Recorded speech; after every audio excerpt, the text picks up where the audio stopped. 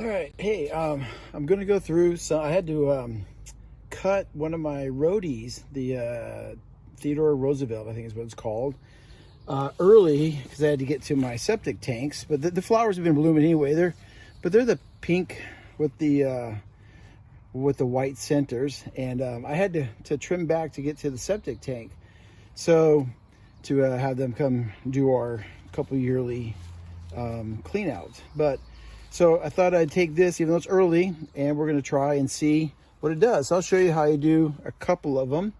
I'm just using some fine bark and some containers. So I'm just going to take the dark fine bark. So there it is. And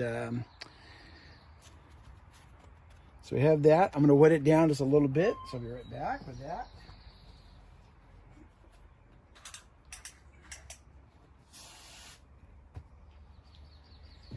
All right, so I wet it down a little bit, and let's get a cutting here. These are pretty tender, so there's a leaf node right there.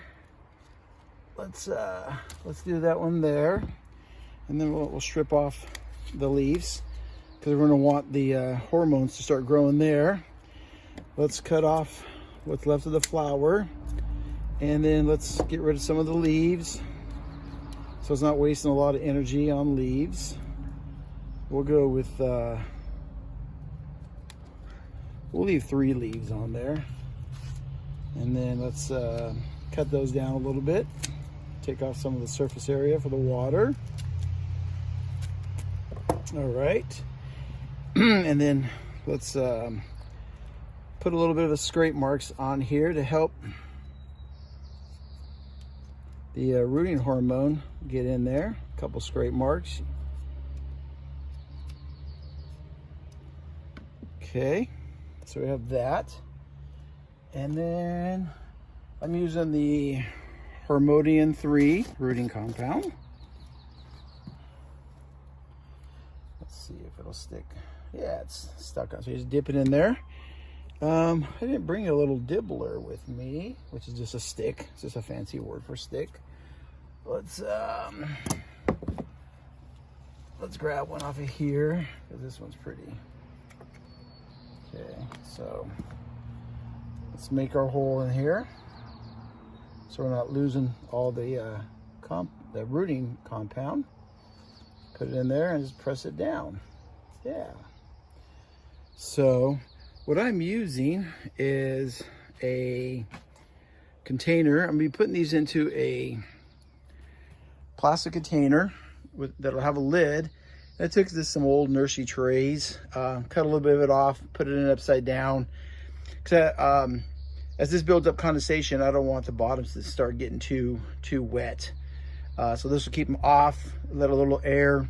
But yeah, I'm gonna close this up, and it's gonna stay on the north side where we're at right now, the house.